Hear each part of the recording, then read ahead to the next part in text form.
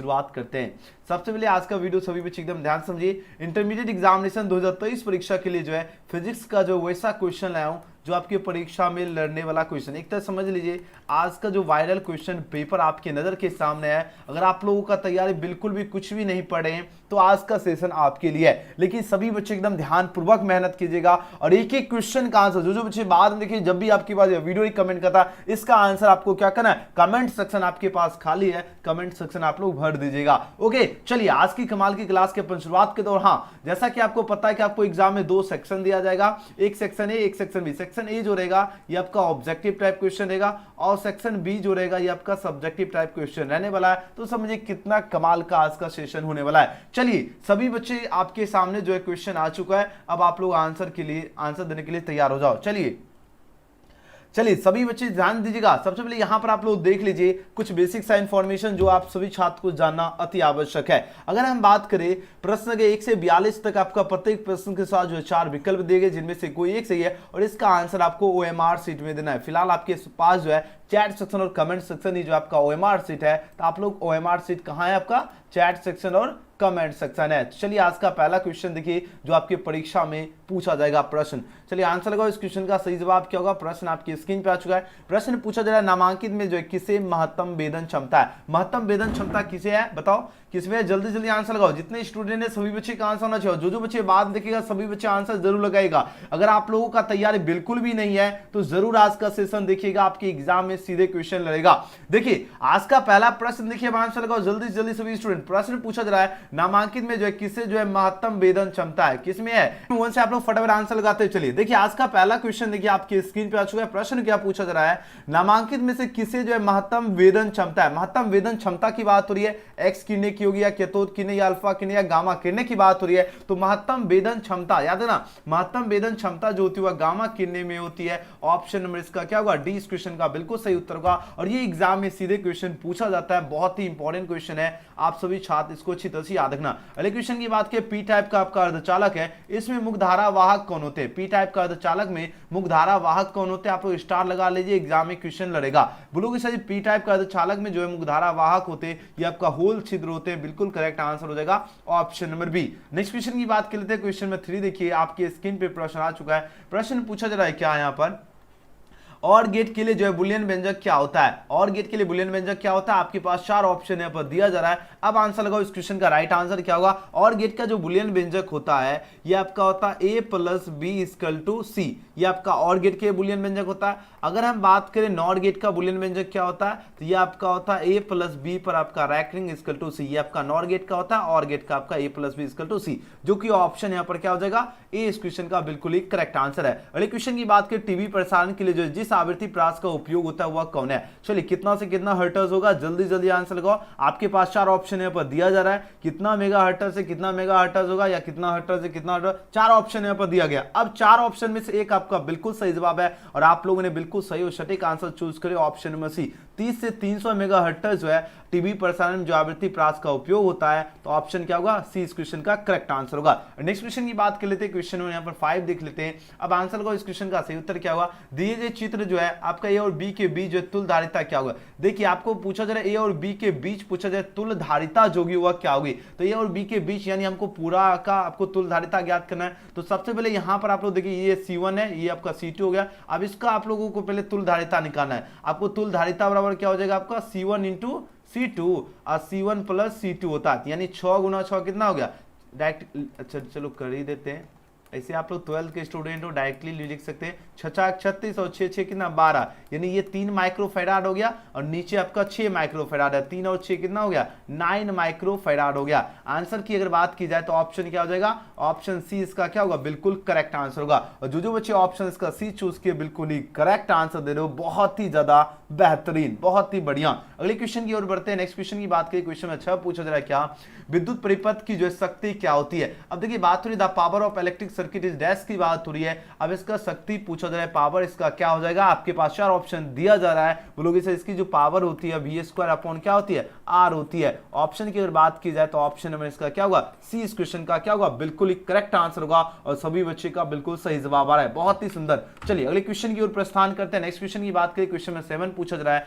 Lens का नियम जो ये संबंध है। अब बताओ प्रश्न देखिए आंसर लगाओ। इस क्वेश्चन का करेक्ट आंसर क्या होगा? लेंस का जो नियम है ये किससे संबंध है? आपके पास 4 ऑप्शन यहाँ पर दिया जा रहा है, ये बहुत बार लगातार ये आप लोग जो है ट्रिपल स्टार लगा लीजिए, एग्जाम में क्वेश्चन पूछा जाएगा। तो बोलोगे सर लेंस का नियम की बात हो रही है और ये जो किससे संबंध होता है, ये आपका ऊर्जा से संबंध है। तो ऑप्शन क्या होगा? सी इस क्वेश्चन का बिल्कुल करेक्ट आंसर होगा, ऊर्जा से। अगले क्वेश्चन की अगर बात कर लेते हैं, नेक्स्ट क्वेश्चन की बात करें, क्वेश्चन में 8 पूछा जा रहा है क्या एलआर परिपथ जो है इसका शक्ति गुणांक क्या होता है? एलआर परिपथ का शक्ति गुणांक की बात हो रही है और इसका शक्ति गुणांक होता है आपका आर अंडर रूट आपका क्या होगा? R square plus omega square L square होता है। आंसर की बात की जाए तो ऑप्शन में इसका क्या होगा? बी इस क्वेश्चन का बिल्कुल सही जवाब है। चलिए अगले क्वेश्चन की बात कर लेते हैं। क्वेश्चन में यहाँ पर 9 देखिए, प्रश्न पूछा जा रहा है क्या जब चुंबकीय क्षेत्र की तीव्रता को अगर क्या किया जाए? चौगुना बढ़ा दिया जाता है। अगर इसको चौगुना अगर बढ़ा दिया जाता है तो लटकती हुई जो आपका जो चुंबकीय सुई है, लटकती हुई चुंबकीय सुई का जो आवर्तकाल होगा वो अगर इसका अगर 4 गुना अगर हम बढ़ाएंगे तो इसका लटकती हुई सुई क्या होगी? डबल हो जाएगा, यानी 2 गुना हो जाएगा। याद रखना एग्जाम में ये क्वेश्चन पूछा जाता है तो ऑप्शन क्या होगा? इस क्वेश्चन का बिल्कुल सही उत्तर है। अगर पूछा जा रहा है प्रश्न क्या है? अगर चुंबकीय क्षेत्र की तीव्रता को चौगुना बढ़ा दिया जाता है तो लटकती हुई चुंबकीय सुई का आवर्तकाल क्या होगा? डबल हो जाएगा। ऑप्शन ए इसका सही जवाब है। नेक्स्ट क्वेश्चन की बात कर लेते हैं। क्वेश्चन में यहाँ पर 10 देखिए, अब आंसर लगाओ। इस क्वेश्चन का करेक्ट आंसर क्या होगा? प्रश्न पूछा जा रहा है क्या आपका खगोलीय दूरदर्शक में जो आपका अंतिम प्रतिबिंब होता है वह कैसा होता है? अंतिम प्रतिबिंब की बात हो रही है, यानी फाइनल इमेज की बात हो रही है। अब आंसर लगाओ। इस क्वेश्चन का करेक्ट आंसर क्या होगा? बोलोगे सर इसका अंतिम प्रतिबिंब जो होगा ये आपका क्या होगा? काल्पनिक तो होगा ही होगा, लेकिन उल्टा भी हो जाएगा। तो आंसर क्या हो जाएगा? ऑप्शन सी इसका बिल्कुल करेक्ट आंसर होगा। यानी खगोलीय दूरदर्शक में जो है आपका अंतिम प्रतिबिंब जो होता है वह क्या कैसा होता है? काल्पनिक और साथ ही उल्टा होता है। और ये क्वेश्चन बहुत ही ज्यादा बार आपकी परीक्षा में पूछा जा चुका है प्रश्न, तो सभी छात्र को अच्छी तरह से याद रखना, ठीक है ना। चलिए अगले क्वेश्चन की ओर प्रस्थान करते हैं। नेक्स्ट क्वेश्चन की बात करें, क्वेश्चन में यहाँ पर 11 देखिए, बात हो रही क्या बीटा किरणें विक्षेपित होती है। अब देखो बीटा किरणें जो है विक्षेपित होती है, किसमें विक्षेपित होती है? आपके पास 4 ऑप्शन यहाँ पर दिया जा रहा है। ये जो विक्षेपित होता है चुंबकीय व विद्युतीय क्षेत्र दोनों में विक्षेपित होती है। तो आंसर ऑप्शन डी इसका करेक्ट आंसर होगा। अगले क्वेश्चन की अगर बात करें, क्वेश्चन में यहाँ पर 12 पूछा जाए, नॉर गेट के लिए जो है बुलियन व्यंजक क्या होता है? अब देखिए नॉर गेट की बात हो रही है, अभी जस्ट हमने आपको बताया था सी बराबर हमने बताया था ना कि ए प्लस बी पर अभी जस्ट हमने कॉन्सेप्ट बताया इक्वल टू सी की जगह आप लोग वाई भी लिख सकते हो, यानी वाई इक्वल टू भी आपका क्या होगा? ए प्लस बी पर रैकरिंग हो जाएगा, जो कि ऑप्शन यहाँ पर डी बिल्कुल सही जवाब है। यहाँ पर लिखा गया आपको क्या? y इक्वल टू क्या लिखा है? a प्लस बी पर रैकरिंग। तो जो बच्चे ऑप्शन इसका डी चूज किए बिल्कुल ही करेक्ट आंसर है। और जो बच्चे अभी तक इस वीडियो को लाइक नहीं किए सबसे पहले लाइक जरूर कर लीजिएगा। अगर चैनल से नहीं जो तो चैनल को सब्सक्राइब करके बेल आइकन प्रेस करके रख लीजिएगा, ताकि सभी छात्र को जो है हर एक क्लास का आपको नोटिफिकेशन मिले। चलिए अगले क्वेश्चन की ओर बढ़ते हैं। नेक्स्ट क्वेश्चन की बात करें, 13 नंबर प्रश्न क्या है? विद्युतीय परिपथ के जो है किसी बिंदु पर जो है सभी धाराओं का बीजगणितीय योग क्या होता है? सभी धाराओं का बीजगणितीय योग की बात हो रही है, जो कि आपका होता है 0 होता है। ऑप्शन क्या हो जाएगा? ऑप्शन ए इसका बिल्कुल ही करेक्ट आंसर है। अगले क्वेश्चन की बात करें, क्वेश्चन में 14 पूछा जा रहा है क्या विद्युत वाहक बल की बीमा क्या होती है? विद्युत वाहक बल की बात हो रही है और इसकी जो बीमा होती है यह आपका ml स्क्वायर t माइनस 3 और i माइनस क्या होता है? 1 होती है, जो कि ऑप्शन नंबर इसका डी बिल्कुल सही उत्तर होगा। याद रखना विद्युत वाहक बल की बीमा क्या होती है? ml square t minus 3 i minus 1 आपको दिखे या a माइनस 1 हो, दोनों में से कोई भी ऑप्शन दिया जाएगा। तो आंसर की बात की जाए डी इसका सही जवाब है। चलिए अगले क्वेश्चन की बात कर लेते हैं। अगला क्वेश्चन देख लेते हैं। क्वेश्चन में 15 नंबर प्रश्न पूछा जा रहा है क्या एम्पियर घंटा मात्रक है? किसका मात्रक है? शक्ति का या आवेश का या ऊर्जा का या विभवांतर का? चलिए एम्पियर घंटा किसका मात्रक है? बोलोगे सर एम्पियर घंटा की बात हो रही है और यह जो मात्रक हो जाएगा आपका आवेश का मात्रक है, यानी चार्ज का मात्रक होगा, ऑप्शन बी। नेक्स्ट क्वेश्चन की बात करें, किसी प्रत्यवर्ती धारा परिपथ में धारा एवं विभवांतर के बीच अगर कलांतर आपका क्या है? कलांतर अगर आपका थीटा दिया गया है तब आपका शक्ति गुणांक क्या होगा? शक्ति गुणांक की बात हो रही है तब जो आपका शक्ति गुणांक हो जाएगा ये आपका cos थीटा होगा। और ये इस टाइप का एक एग्जाम में क्वेश्चन पूछा जाएगा, तो 1 मार्क्स आप समझिए आपके एग्जाम में यहां से बनने वाला है। तो सभी बच्चे एकदम समझ लीजिए, अगर बात हो किसी प्रत्यवर्ती धारा में परिपथ में धारा एवं विभवांतर के बीच अगर कलांतर अगर थीटा हो तब जो शक्ति गुणांक होगा ये आपका cos थीटा होगा। अच्छी तरह से याद रखना। अगले क्वेश्चन की बात कर लेते हैं। क्वेश्चन में 17 देखिए, प्रश्न क्या है? किसके लिए तरंग दैर्घ्य का मान अधिकतम है? अधिकतम की बात हो रही है और रेडियो तरंग जो होता है, रेडियो वेव्स का जो है है ना, मान अधिकतम होता है। ऑप्शन ए इसका बिल्कुल सही जवाब है। याद रखना, विच हैज लॉन्गेस्ट वेवलेंथ की बात हो रही है, रेडियो वेव्स जो है इसका क्या होता है, लॉन्गेस्ट वेवलेंथ होता है, यानी ऑप्शन ए। ठीक है, चलिए अगले क्वेश्चन की बात कर लेते हैं। क्वेश्चन में 18 देखिए, अब आंसर लगाओ इस क्वेश्चन का सही जवाब क्या होगा। प्रश्न पूछा जा रहा है क्या, इनमें से किसका तरंग दैर्घ्य न्यूनतम है। देखिए बात हो रही न्यूनतम की बात हो रही है, हमने आपको पहले भी बताया हूं, गामा जो किरण होती है इसका क्या होता है, आपका तरंग दैर्घ्य न्यूनतम होती है। ऑप्शन बी इसका बिल्कुल सही जवाब है। अगले क्वेश्चन की बात करें, 9वां प्रश्न है, प्रकाश तंतु संचार की घटना जो है यह पूछा जाए आधारित है। देखिए प्रकाश तंतु जो है आपका संचार जो है यह घटना किस पर आधारित है। आपके पास 4 ऑप्शन यहाँ पर दिया जा रहा है, अब आंसर लगाओ। तो बोलोगे सर यह जो आधारित है यह किस पर आधारित होगा, जल्दी जल्दी आंसर लगाओ। क्वेश्चन नंबर 9 का सही जवाब क्या होगा। चलिए क्वेश्चन देखिए और सभी बच्चे का आंसर आना चाहिए। ठीक है, यहां पर देखो 17, 18 और यहां पर 19 है। ठीक है, थोड़ा सा मिस्टेक टाइपिंग है। ओके चलिए 19 नंबर क्वेश्चन है, अब आंसर लगाओ। इस क्वेश्चन का राइट आंसर क्या होगा। प्रकाश तंतु संचार की जो है किस घटना पर आधारित है, यह जो आपका जो है संपूर्ण आंतरिक परावर्तन पर आधारित है। तो ऑप्शन क्या होगा, ए इस क्वेश्चन का बिल्कुल करेक्ट आंसर होगा। नेक्स्ट क्वेश्चन की बात कर लेते हैं। क्वेश्चन में 20 पूछा जा रहा है क्या, एक वस्तु के जो है 3 प्रतिबिंब प्राप्त करने के लिए जो है 2 समतल दर्पण को जो है कितने के कोण पर झुकाना होगा। बताओ, झुका कर रखना होता है। 4 ऑप्शन दिया जा रहा है, अब आंसर लगाओ। बोलोगे सर देखिए बात हो रही क्या, एक वस्तु है, अगर इसका 3 प्रतिबिंब हमको प्राप्त करना है तो समतल दर्पण को जो है हमें 90 डिग्री के कोण पर जो है झुकाकर रखना होगा। आंसर क्या हो जाएगा, ऑप्शन बी इसका सही जवाब होगा, 90 डिग्री। अगले क्वेश्चन की बात कर लेते हैं। क्वेश्चन 21 पूछा जा रहा है क्या, किसी दर्पण में जो है वस्तु का प्रतिबिंब हमेशा छोटा एवं आभासी दिखाई पड़ता है। आप बताओ किस दर्पण की बात हो रही है जिसमें आपका वस्तु का प्रतिबिंब क्या है, हमेशा छोटा और आभासी दिखाई पड़ता है। कौन से दर्पण में, आपके पास 4 ऑप्शन दिया जा रहा है। ये आपका जो कन्वेक्स लेंस जो होता है इसमें आपका क्या होता है, इसमें प्रतिबिंब हमेशा जो आपका वस्तु का प्रतिबिंब होता है हमेशा छोटा है और साथ ही आभासी दिखाई पड़ता है, किसमें, उत्तल में। Option B. अगले क्वेश्चन की बात करें, क्वेश्चन में 22 पूछा जा रहा है क्या, ध्रुव प्रबलता का ऐसा ही मात्रक क्या होता है। चलिए अब आंसर लगाओ। इस क्वेश्चन का राइट आंसर क्या होगा। प्रश्न पूछा जाए ध्रुव प्रबलता की बात हो रही है और इसका ऐसा ही मात्रक जो होता है यह आपका एम्पियर मीटर होता है, जो कि ऑप्शन क्या होगा, ऑप्शन सी इसका बिल्कुल करेक्ट आंसर है। अगले क्वेश्चन की बात करिए। क्वेश्चन में 23 पूछा जा रहा है, चुंबकशीलता की बीमा क्या है। चुंबकशीलता की बात हो रही है और इसकी जो बीमा होती है वह क्या होती है। बोलोगे सर इसकी बीमा तो ml² सॉरी देखो चुंबकशीलता की बात हो रही है ना, तो ये आपका हो जाएगा MLT-2 और I-2 होती है, यानी -2 और -2 वाले ऑप्शन हो जाएगा, यानी ऑप्शन क्या हो जाएगा, बी इस क्वेश्चन का बिल्कुल सही जवाब है। याद है चुंबकशीलता की बीमा क्या होती है, MLT-2 और I-2 होती है। अगले क्वेश्चन की बात करें, 24 नंबर प्रश्न क्या है, डायनेमो के जो कार का सिद्धांत है यह आधारित है। अब बताओ ये किस पर बेस्ड है, जल्दी से जल्दी आंसर लगाओ। The principle of working of dynamo is based on dash की बात हो रही है, ये किस पर बेस्ड ऑन है। आपके पास 4 ऑप्शन है, दिया जा रहा है। ये जो बेस्ड होगा आपका विद्युत चुम्बकीय प्रेरण पर हो जाएगा, यानी ऑप्शन क्या होगा, ऑप्शन बी इसका बिल्कुल करेक्ट आंसर होगा। और जो बच्चे ऑप्शन इसका बी चूज किए बिल्कुल ही सही जवाब है। और सभी बच्चे इस वीडियो को, जितने स्टूडेंट जो बच्चे जिन भी स्टूडेंट का फिजिक्स सब्जेक्ट है, सभी बच्चे ईमानदारी से लाइक कर लीजिए, ठीक है ना, क्योंकि आप सभी स्टूडेंट की डिमांड पे ही क्लास शुरू किया हूं, तो लाइक करना बनता है। और जो बच्चे चैनल से नहीं जो, तो चैनल को सब्सक्राइब करके बेल आइकन प्रेस करके रख लीजिएगा, ताकि आप सभी छात्र को हर एक क्लास का नोटिफिकेशन आपको मिले। अगले क्वेश्चन की बात करें, 25 नंबर क्वेश्चन देखिए, आंसर लगाओ। इस क्वेश्चन का राइट आंसर क्या होगा। प्रश्न क्या है, विद्युत चुम्बकीय प्रेरण से जो है संबंधित नियम को क्या कहते हैं। विद्युत चुम्बकीय प्रेरण से जो संबंधित नियम है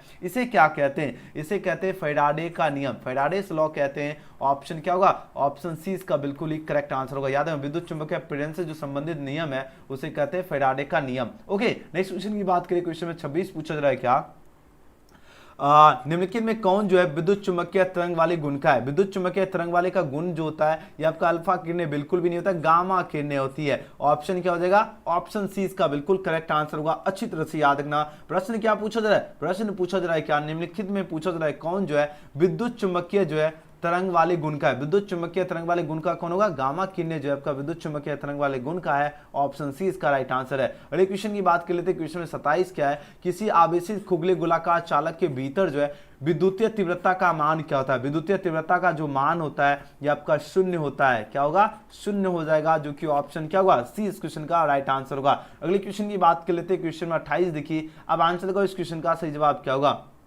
चलिए आंसर लगाओ। देखिए बात तो क्या 3 संधारित्र है जिनमें प्रत्येक की धारिता आपका C है। अगर इसको श्रेणी क्रम में जोड़े गए तो परिणामी धारिता का मान क्या होगा। आपके पास 4 ऑप्शन यहाँ पर दिया जा रहा है। अगर हमने पहले ही बताया अगर श्रेणी क्रम में जोड़ा जाए और जितना आपका क्या है संधारिता और जितना आपका क्या है धारिता है, तो धारिता ऊपर लिखना है, संधारित्र नीचे लिखना है, यानी C/3 हो जाएगा। ऑप्शन क्या हो जाएगा, ऑप्शन सी इसका बिल्कुल ही करेक्ट आंसर है। चलिए अगले क्वेश्चन की बात कर लेते हैं। क्वेश्चन में 29 पूछा जा रहा है, एक लव चुंबकीय पदार्थ की जो चुंबकशीलता क्या होती है। आपके पास 4 ऑप्शन यहाँ पर दिया जा रहा है। अब आंसर लगाओ, इस क्वेश्चन का राइट आंसर क्या होगा, जल्दी से जल्दी आंसर लगाओ धुरंधर स्टूडेंट। जितने स्टूडेंट है सभी का आंसर आना चाहिए। देखिए प्रश्न क्या गजब का लेवल का क्वेश्चन है जो आपकी परीक्षा में लड़ेगा। देखिए बात हो एक लव चुंबकीय पदार्थ है, इसकी चुंबकशीलता जो होती है क्या होगी, बोलोगे सर इसकी चुंबकशीलता की बात हो रही है ना, और इसकी चुंबकशीलता आपका म्यू दिया गया तो क्या होगा, म्यू ग्रेटर देन 1 हो जाएगा। ऑप्शन नंबर इसका क्या हो जाएगा, 29 का ए इसका सही जवाब है। अगले क्वेश्चन की बात कर लेते हैं। नेक्स्ट क्वेश्चन देखिए 30 नंबर प्रश्न पूछा जा रहा है, क्या ध्रुवप्रबलता का एसआई मात्रक क्या होता है। देखिए बात तो ध्रुवप्रबलता की बात हो रही है और इसका जो एसआई मात्रक जो होता है वो एम्पियर मीटर होता है। ऑप्शन क्या होगा, ऑप्शन सी इसका बिल्कुल सही उत्तर होगा, एम्पियर मीटर। नेक्स्ट क्वेश्चन की बात की, विद्युत हीटर में जिस तत्व का व्यवहार किया जाता है वह क्या है। अब बताओ विद्युत हीटर की बात हो रही है और विद्युत हीटर में जो व्यवहार किया जाता है वो नाइक्रोम का व्यवहार किया जाता है। आंसर ऑप्शन नंबर क्या होगा, डी इसका बिल्कुल करेक्ट आंसर है। अगले क्वेश्चन की बात करें, क्वेश्चन में 32 पूछा जा रहा है, क्या व्हीटस्टोन की बात हो रही है, व्हीटस्टोन ब्रिज से मापा जाता है। इससे क्या मापा जाता है बताओ, इससे मापा जाता है आपका उच्च तथा निम्न प्रतिरोध मापा जाता है। आंसर ऑप्शन नंबर क्या होगा, सी इस क्वेश्चन का बिल्कुल ही करेक्ट आंसर है। याद है व्हीटस्टोन ब्रिज से क्या मापा जाता है, उच्च तथा निम्न प्रतिरोध। अगले क्वेश्चन की बात करें, नेक्स्ट क्वेश्चन 33 में क्वेश्चन देखिए, यहाँ पर बात हो रही है एक आवेशित चालक है जिसका आवेश घनत्व आपका सिग्मा दिया गया है, इसके पास विद्युत क्षेत्र का मान क्या होता है। एग्जाम में ये क्वेश्चन लड़ेगा तो सभी स्टूडेंट ट्रिपल स्टार लगा लीजिए। अब आंसर लगाओ, इस क्वेश्चन का सही उत्तर क्या होगा। अगर एक आवेशित चालक का जो है आवेश क्षेत्र घनत्व का सिग्मा है और इसके पास विद्युत क्षेत्र का मान पूछा जा रहा है, क्या होगा। चलिए आंसर लगाओ, इस क्वेश्चन का सही जवाब क्या होगा। और सभी के सभी जितने स्टूडेंट ने इस वीडियो को शेयर अगर नहीं किए तो सबसे पहले इस वीडियो को शेयर जरूर कर दीजिएगा, और अभी तक अगर लाइक नहीं किए तो लाइक भी कर लीजिएगा, क्योंकि हम आप सभी छात्र को जो है वैसा ही क्वेश्चन आपको हम पढ़ाते हैं जो आपकी परीक्षा में लड़े, ठीक है ना, उसी लेवल का हम क्वेश्चन आपको पढ़ाते हैं, ठीक है। ये नहीं कि आपको कोई भी, इसलिए हम थोड़ा सा कम क्लास लेते हैं, है ना, वही क्वेश्चन आपको हम प्रोवाइड करेंगे जो आपकी परीक्षा में पूछा जाएगा, ठीक है ना। चलिए अब आंसर दो, इस क्वेश्चन का राइट आंसर क्या होगा, जल्दी जल्दी सभी बच्चे का आंसर आना चाहिए। चलिए बहुत सुंदर सभी बच्चे का आंसर आ रहा है। देखिए बात तो एक आवेशित चालक है जिसका आवेश जो है धनत्व का सिग्मा है और इसके पास विद्युत क्षेत्र का मान होता है आपका सिग्मा अपॉन क्या होगा, एप्सिलॉन नॉट हो जाएगा। ऑप्शन की बात की जाए ऑप्शन नंबर इसका बी क्या होगा, बिल्कुल करेक्ट आंसर है। अगले क्वेश्चन की बात करें, प्रतिघात जो ये मात्रक है, प्रतिघात का मात्रक क्या होगा। आपके पास 4 ऑप्शन यहाँ पर दिया जा रहा है, तो लोग इसे प्रतिघात की बात हो रही है और इसका मात्रक जो होता है आपका ओम होता है, जो कि ऑप्शन है इसका राइट आंसर है। अगले क्वेश्चन की बात कर लेते हैं, क्वेश्चन में 35 देखिए। अब आंसर लगाओ, इस क्वेश्चन का राइट आंसर क्या होगा। प्रश्न पूछा जा रहा है, क्या आपका शीर्ष धारा आपको यहाँ पर आई दिया गया और वर्गमूल धारा आपका IRMS में जो है संबंध क्या होगा। अब इसमें संबंध पूछा जा रहा है, क्या होगा। आपके पास 4 ऑप्शन दिया जा रहा है, इसका जो संबंध होगा आपका IO = √2 जो है IRMS हो जाएगा। ऑप्शन ए इसका राइट आंसर है। नेक्स्ट क्वेश्चन की बात की, एक निकट दृष्टिकोण से जो है ग्रसित व्यक्ति जो है अस्पष्ट देखने के लिए व्यवहार करता है। अब एक क्या है, एक निकट दृष्टिकोण से क्या है ग्रसित व्यक्ति है, अगर इसको स्पष्ट देखने के लिए वो क्या व्यवहार करेगा, उत्तल लेंस या अवतल लेंस या आपका बेलनाकार लेंस या द्विनोत्तल जो है लेंस का होगा, यानी बायोफोकल लेंस का यूज होगा। अब आप आंसर लगाओ, इस क्वेश्चन का राइट आंसर क्या होगा।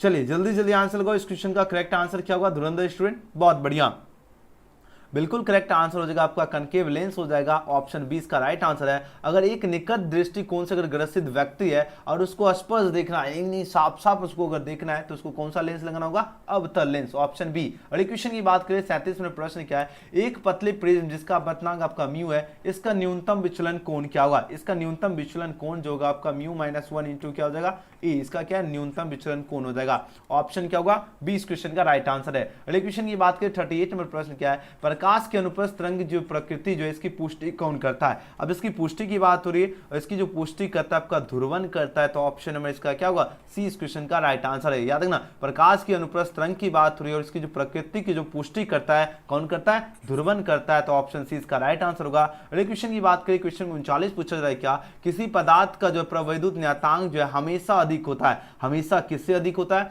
हमेशा जो आपका अधिक होगा वो आपका 1 से अधिक होगा। ऑप्शन क्या हो जाएगा, ऑप्शन सी चीज का राइट आंसर होगा 1 से अधिक है। अगले क्वेश्चन की बात कर लेते, क्वेश्चन में 40 पूछा जा रहा है क्या, इनमें कौन आवेश रहित है। बताओ आवेश रहित की बात हो रही है, which one of the following is chargeless की बात हो रही है, कौन चार्जलेस है, अल्फा कण होगा, बीटा कण होगा, या फोटोन कण होगा, या प्रोटोन की बात हो रही है। तो बोलोगे सही आवेश रहित की बात हो रही है ना, चार्जलेस की बात हो रही है। अब आंसर लगाओ इस क्वेश्चन का राइट आंसर क्या होगा, तो आपका क्या होगा, फोटोन होता है, जो कि ऑप्शन क्या होगा, डी इसका बिल्कुल सही उत्तर है। फोटोन जो है ये आपका क्या होता है, चार्जलेस होता है, ऑप्शन डी।